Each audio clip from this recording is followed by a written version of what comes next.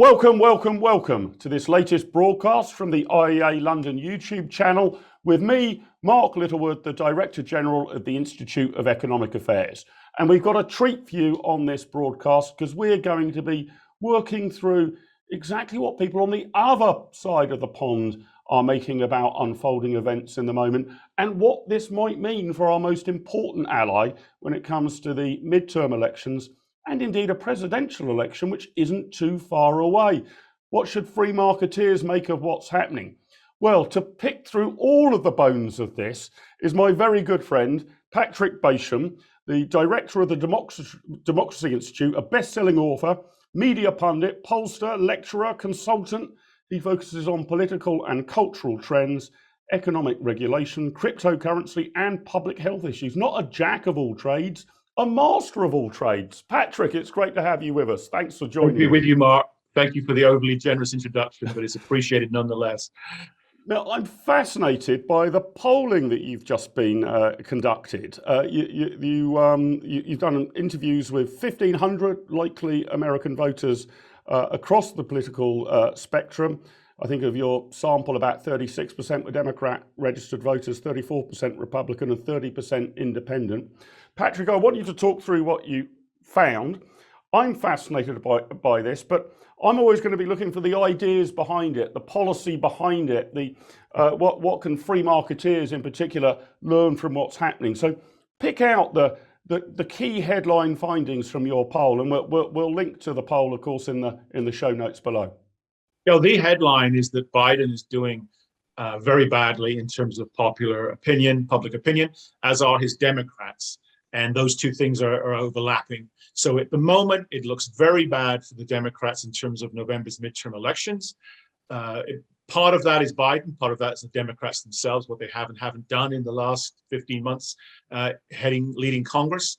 And it also looks, at the moment, rough sledding for the Democrats if you look as far forward as we do in the poll to 2024 and the next presidential election. We obviously break down where Biden is unpopular, which is almost everywhere in terms of domestic policy, foreign policy, Ukraine, Russia, all of that. There is just really no good news for them. The only caveat, the only ray of light in this very, very dark horizon for the Democrats and for Biden himself is that it is April. It's not the first week of November. So calendar-wise this time, but there's very little, if anything, in the polling that we've done, I think others have done, to indicate where the Democrats claw back what at the moment appears to be a pretty insurmountable Republican lead. And Patrick, just for our viewers, sort of talk us through the starting point at the moment. Obviously, we have a Democrat in the White House. Sure. I always look at it as the four sort of institutions. You've got the Supreme Court, which is, I wouldn't go so far as say political, but it's not a wholly independent judiciary. There's politics involved in the Supreme Court. That's now conservative leaning after Donald Trump's appointments. We've obviously got a Democrat in the White House, and then you've got the House of Representatives and the Senate. Talk us through the present balance there, because on the face of it, at the moment, Joe Biden and the Democrats have got pretty much everything they could wish for, with the exception of the Supreme Court, right? Yes, the good news the past 15 months for the Democrats and Biden is that they've been able to largely set their own course and follow through. The reasons for that are twofold. The Senate is actually tied 50-50, but the vice president will break any tie in the Senate. And that means Kamala Harris has been breaking ties in favor of the Democrats' proposals. In the House, it's 435 congressmen and women, so that's the max at all times. The Democrats have a very small majority, right? They're only 10 seats up, which means that it can be tough to get some of the legislation through, although they've done pretty well on that front. And the Republicans only need a net gain of 6 to win back the House. And the reason I stress that is that historically, in any president's first term, there are a few exceptions where the president's party didn't lose seats, often a lot of seats, in the following subsequent midterm election. So the Democrats start with history against them, and then a lot of other factors, including the issue data in our poll and others, that suggest that it's going to be a heavy lift. That's really, really interesting. And what I was fascinated about, because I want to get into some of the economic issues that you can help our viewers and listeners with, Patrick, when you asked folk about the one of the most important issues that they're facing, and this is for all voters, not necessarily Republican leaning, Democrat leaning, all voters, independents as well. Inflation, fully 25%. Economy and jobs, another 16%. Crime at 15%. Education, which has become a kind of culture war battleground with things like critical race theory at 14%. COVID all the way down at 10%, and Ukraine and Russia even below that at 8%. So this is fascinating for the Institute of Economic Affairs, because it looks to me as if economic issues are what is driving worries, concerns, and perhaps voter intention at the moment. Would that be a fair analysis? It is a fair analysis. The midterms this year are shaping up as a pocketbook election. It's not just about economic issues, but it is primarily about them. And when that's the case, it usually means that folks don't think things are going well. Inflation isn't the number one issue if inflation is low, right? It hasn't been the number one issue for decades in most Western countries, but it is the number one issue, followed by the economy more generally and jobs, as you indicated. Biden's presidency is hitting hard in the wallets and the bank accounts and the kitchen tables, banging on the kitchen tables of American voters. And that is what they are focused upon. And they do not believe that what has been delivered over the past 15 months has been helpful. In fact, they think it's been the exact opposite, quite unhelpful. And so you have two groups here. This applies to the economic issues, but more broadly as well. You have all those Republicans and Trump voters who started out thinking Biden would be a failure, and they think so far he's confirmed their fears and suspicions. Then you have a minority of those who voted for Biden, but a significant minority who are experiencing buyer's remorse. They are either underwhelmed by what they've witnessed so far, or they're in outright opposition to it and fear for the worst. So you put those two groups together, and that's how you end up within our poll, a 10-point lead for the Republicans, and Biden's approval along those same lines, or disapproval along those same lines. So there's a new coalition in America, at least temporarily, of Republicans and Trump voters, independents who sided slightly with Biden last time, but are going heavily the other way now, and some now disaffected, underwhelmed Democrats. Now, help me with this as well, Patrick. Rightly or wrongly, I think the broad assumption on this side of the pond, looking at Joe Biden not just becoming president, but his history over his lengthy political career, would be that we sort of assumed he was a middle of the road Democrat, a kind of Clinton Democrat. Yeah, he might be from the centre left party, but he's got market orientations and the rest of it. He's not going to go on some crazy spending splurge or huge hiked regulations or tax rises.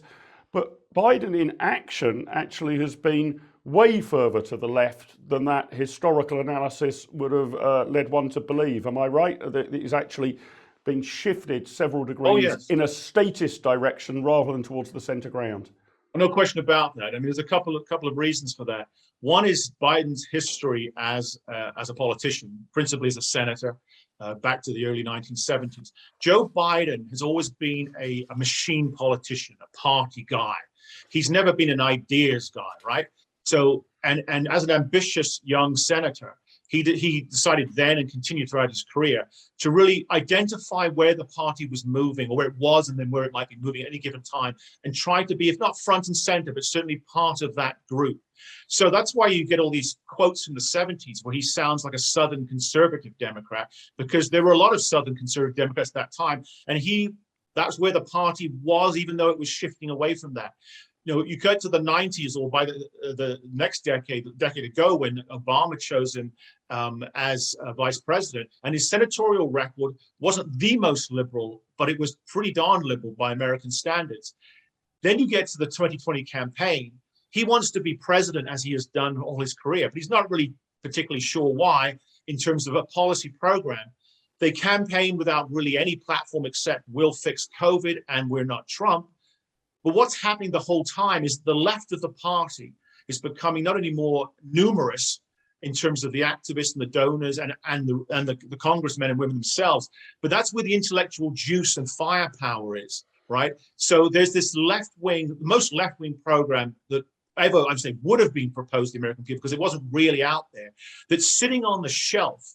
Biden comes in, he doesn't have a plan. He's just glad it's ended up the way it has. And guess what?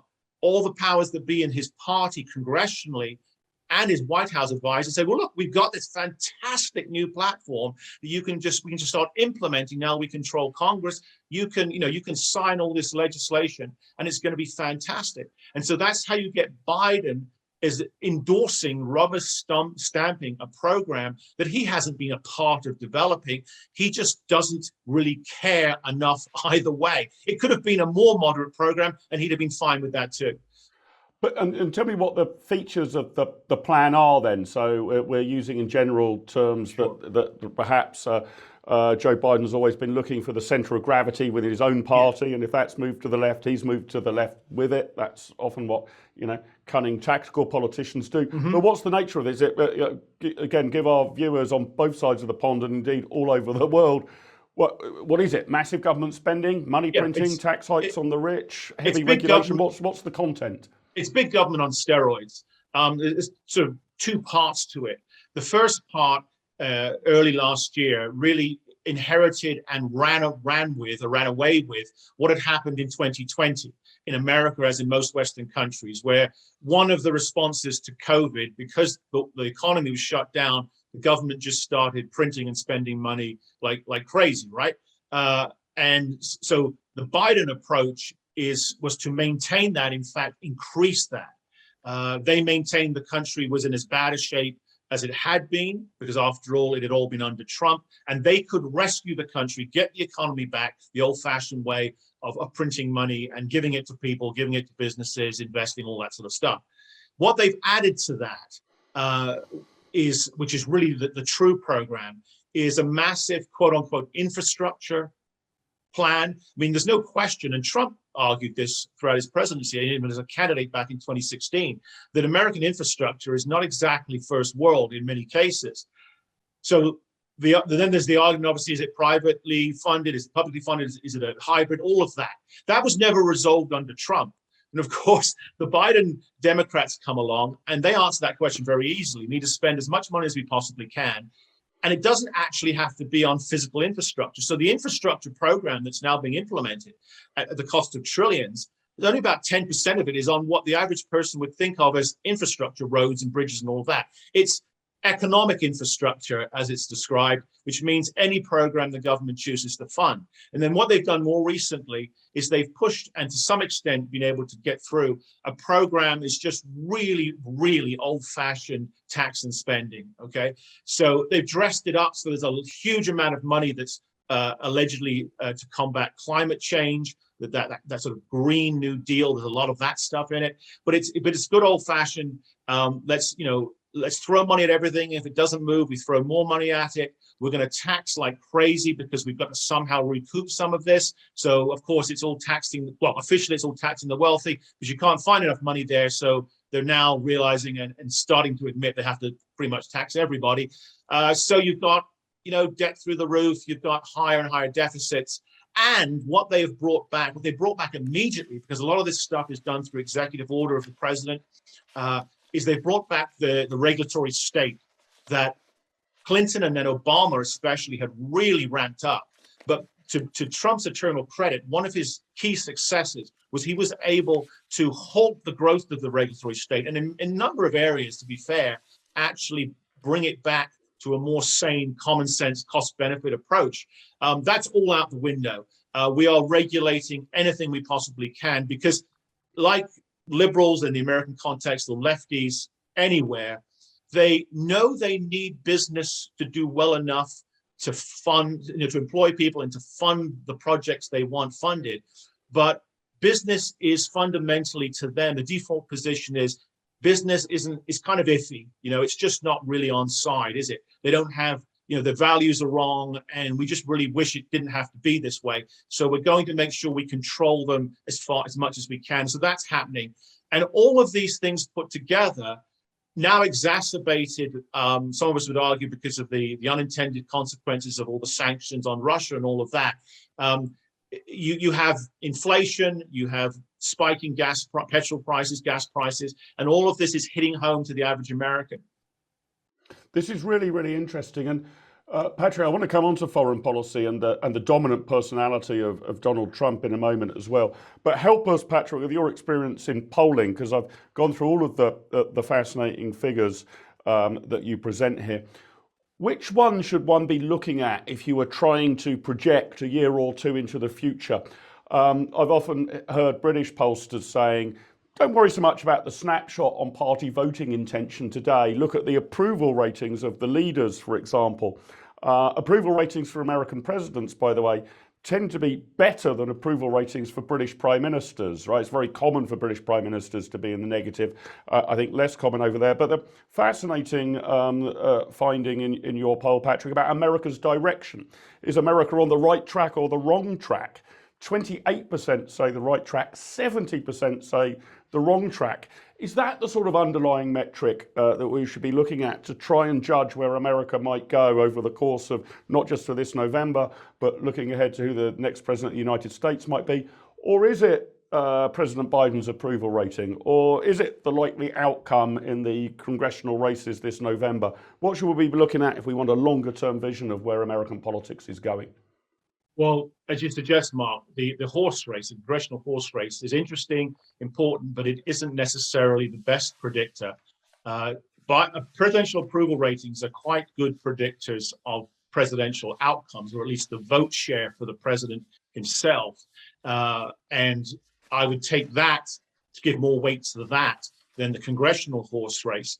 The issue positions, that dynamic is certainly important, but you've really answered your own question in that the direction of the country, the right track, wrong track question and answers is the one that if you had to take one piece of data out of our poll and then guess the rest, you'd be best served by that.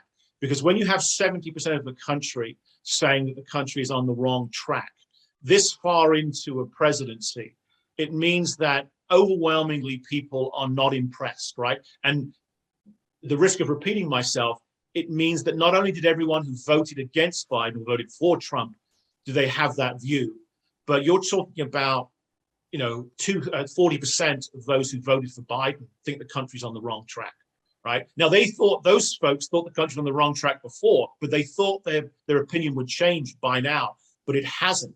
In fact, there's an intensity to this wrong track sentiment. So everything really flows from that. That means that Biden cannot be thought highly of, which he isn't. It means that he and the Democrats lose on nearly all of these important issue questions, which they do. And it means that both the congressional race skews Republican, and if you go as far into the future as 2.5 years, you look at the presidential election in 2024, it means that the Democrats are already starting behind the Republicans. So a generic Republican is looking strong. If it's Trump, as it may well be, he's also looking stronger than people might have expected. And none of the obvious Democratic candidates appear to be in good shape. And that's not simply because, but largely because the big picture question of how's the country doing, overwhelmingly, almost 3 in 4 voters give a thumbs down to that question. I just want to touch on foreign policy, not an area that the IEA typically engages in, but again, some fascinating data from the polls. I want to ask you whether America's becoming more isolationist over recent years. I mean, I think Donald Trump claims for himself, I think accurately, he's the only president in the modern era who hasn't got involved in some foreign war or escapade.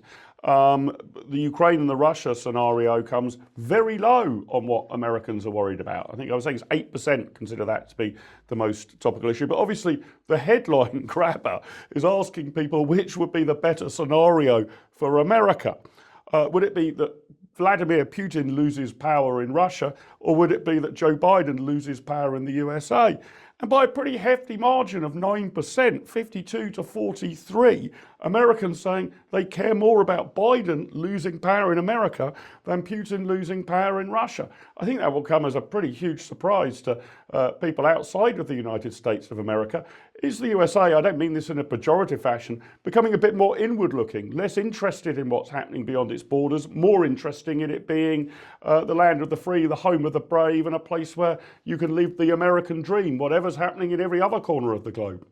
Well, the truth of it is, Mark, that for most of the time, historically, Americans have been non-interventionists or isolationists, depending on how you like to define it. It's their leadership which has led them abroad for good or for ill. And on the Democratic side, you've had this sort of liberal interventionism, which has tended to be more driven by promoting democracy, human rights, that sort of thing. And on the Republican side, certainly more recently, the neoconservative George W. Bush style regime change, spread democracy, old school Republican interventionism, more Reagan-esque Cold War, stand up to the Soviet Union. Now, at times, the public has been with their president on one of those fronts, at least temporarily. But Donald Trump was the first president, as you suggest, in some time, who didn't take that view that America should automatically be involved everywhere because it served not only the world's interests, but America's interests. He, as is known, America first. If it works for America, that's great. If it doesn't, we're not really that interested. And his foreign policy flowed from that. So you get to Biden, who's bringing back the Obama, Clinton-esque liberal interventionism. And Democrats have never been afraid to involve the military, all of that, to get right in there if they think the cause is worthwhile. And no doubt we would be doing more as a country if the politics allowed it, but they don't. And so what you end up with the answers to these Russia-Ukraine questions is, and the one that you've highlighted that's being highlighted, our most provocative question, which gives the surprising answer. What it tells you is that it's Americans do not care for Putin. They've never heard anything but bad things about him for over 20 years. And they would like to see him gone from power. Although I think a fair number of them recognize, it's the old thing, you don't wish for something too hard, you might just get it. Nobody's really sure what might follow, and it might be worse than him. It's not that they care for Putin, like what's happening in Ukraine. It's that they don't think it's important enough to get really wound up about. So that's why, as you indicated, the Russia-Ukraine issue is there on the board, but it's low down. It's not one or two, right? The Democrats and Biden have pitched their tent.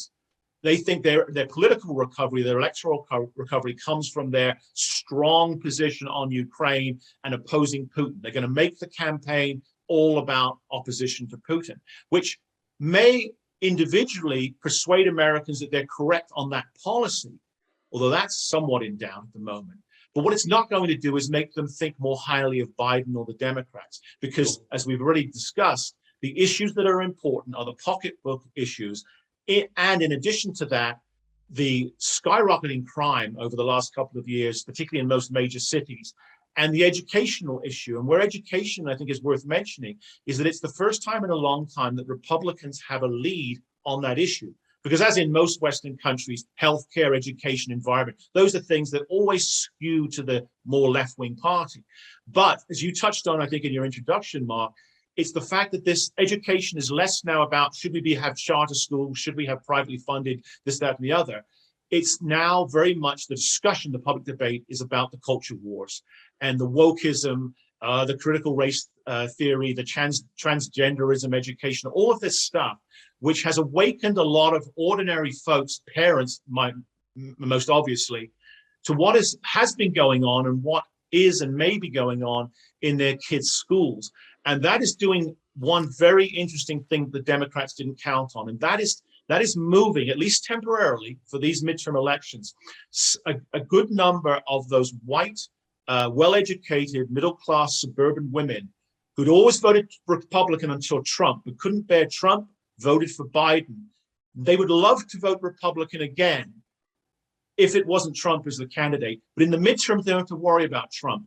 and they are terrified and think it's abhorrent what's going on in their kids' schools or their grandkids' schools, and so they're looking at the Democrats. So between economy and education, Biden's foreign policy just isn't getting a hearing, or at least not one that's going to move the needle. Really interesting. I want to come on to Trump and have your thoughts there. You've polled Donald Trump against a range of possible Democrat candidates, were that to be the matchup for the presidential race in 2024. You find that snapshot at the moment, he'd beat Biden by 5%, 48 to 43. If Vice President Kamala Harris were the candidate, you find that Donald Trump would win by a full 10%, 49 to 39 on your poll. And were Hillary Clinton to come back for the rematch of the 2016 presidential election, you find Trump winning in the popular vote 49 to 42. And I guess it's worth underlining, because of the nature of the Electoral College, actually the Republican candidate probably doesn't need to win the popular vote, because the smaller states tend to edge in the red direction. That puts Trump, winning the presidency on that snapshot against those likely candidates. But I'm interested in whether you think it's likely that Donald Trump will indeed be the Republican candidate. You model him against three possible Democrats.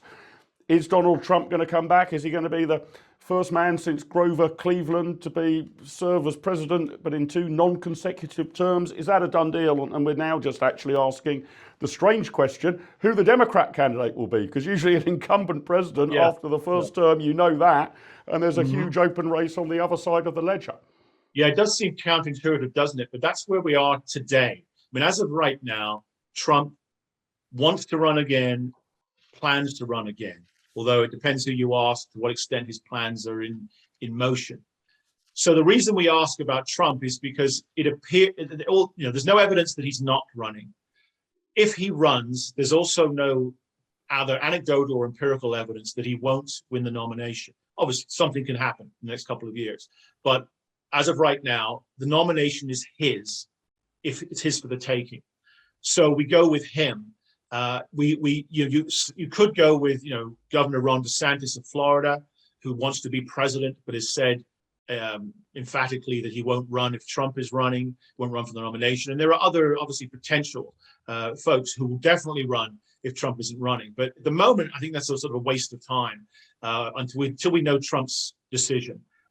So we go with Trump. And this shows you how public sentiment has shifted, at least among that sort of 10, 20% who are persuadable, movable. So you have now so many people saying to themselves, I never liked Trump. Maybe I voted for him once, maybe I voted for him twice, but I kind of relieved initially that he was gone. All that madness, all that sort of radical stuff, all that tweeting, and a sort of great sort of exhale. So Biden was doing okay at first, but today, one of my friends from America said to me that although he's not particularly fond of Joe Biden, at least he doesn't have to think about what the president's doing morning, noon, and night. When it was Donald Trump, you heard of little else, right? That's right. Now it's a question of, can we divine what on earth the president is doing? Is he doing anything, right? So people are now saying to themselves the same things they thought about Trump before, and it's a huge but things seem so much worse now, right? It was a couple of months ago, Biden's chief of staff was on television, and he said, look, everything in the country is better than it was a year ago. And that, of course, is the whatever accuracy there may be in any and all of that comment, that statement. The popular perception is that is the complete opposite of the case, right? Especially on economic stuff. So there's, buyer's remorse, a sense of being incredibly underwhelmed by the Biden presidency, and it's two things. It's the fact that so much seems to be going wrong, foreign and domestic, because the Afghanistan debacle is an important issue for some folks. But it's the fact that the adults that were self-advertised put the adults back in charge. What a relief. We've got this A team back, all these super bright people. They've proven themselves, or are perceived to have proven themselves, to be so incredibly incompetent. It's not just we don't like their policies for ideological reasons, or we don't think they're working. Is that people have lost faith in the Biden presidency to be able to figure anything out, right? So now we're looking at probably Trump against a Democrat. It's a Democrat because the plan all along on the Democratic side was, we get in with Biden because he's inoffensive and he's not Trump, and that'll be fine. And however you think it turned out and why it turned out the way it did, that's what happened. So Biden was going to have a successful presidency, and either he wasn't going to run again, but he might even turn it over to Kamala Harris before the 4 years are up, and she would be this fresh, attractive face, and away we go to another term, and she can start her presidency. But of course, it hasn't worked out that way. Now there's no chance Biden runs again, but for all the worst reasons. So the question is now, do they dump him right after the midterms because it's going to be such a disaster, and give her 2 years? But she's proven to be so unpopular. She's less popular than him, hence she does worse against Trump than Biden does, the most unpopular president in polling history at the moment. And so if not Kamala, if not Joe, who? Well, there's a lady waiting in the wings who just cannot wait to have another crack at Donald Trump, and that's Hillary Clinton. So she's now making all the noises, talking to all the, it's no coincidence that the Clinton Foundation is up and running again and receiving donations, right? It's not just because Ukraine's in the news, although some would argue that's part of it. So we could be looking at 2024 being a replay of 2016 with Clinton and Trump. If it's now, she doesn't do very well in the polls either at the moment against Trump. And with her, it's hard to see how she persuades anyone there's anything different, any more reason to love her, any more reason to hate her than several years ago. So can they come up with somebody else? And that's why there's so much attention paid in Democratic circles. Can we persuade Michelle Obama to run? That's why the likes of Meghan Markle are thinking, well, if Donald Trump can be president and maybe Oprah could be president, why not me? You know, it's wide open on the Democratic side, which, as you say, is the last thing anybody expected at this point. After one term. Patrick, I want to finish with this. So thank you so much for talking us through what the public attitudes appear to be on the other side of the pond.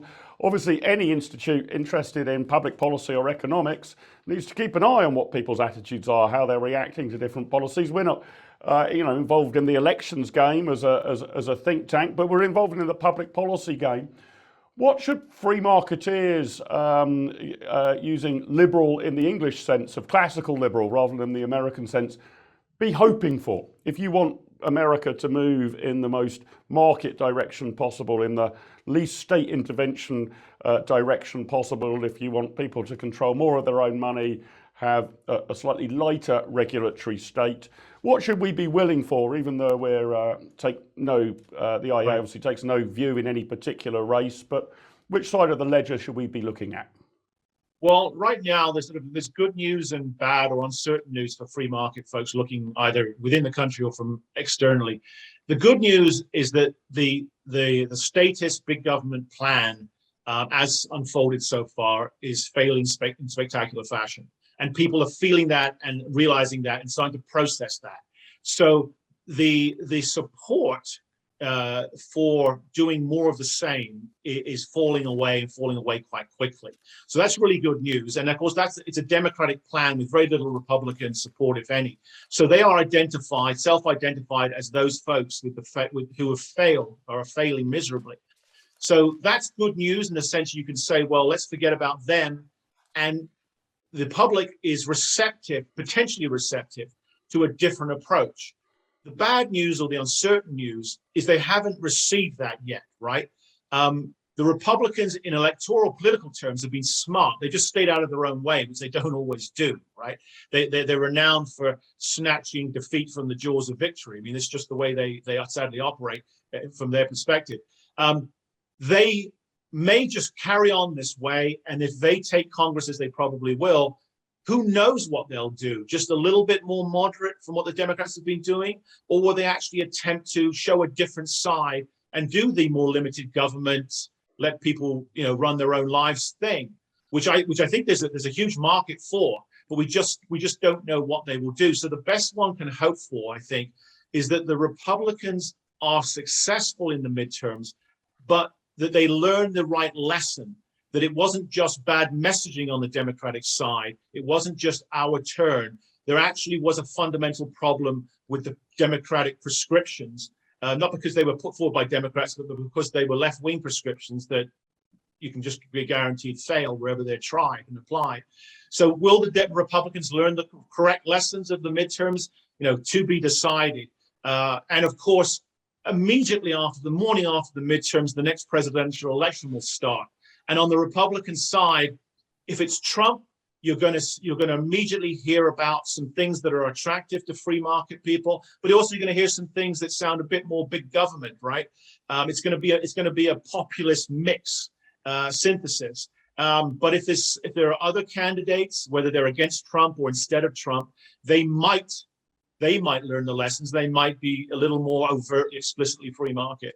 But it is at risk of evading a sort of definitive answer. It is all to be decided, because we're talking after all about politicians.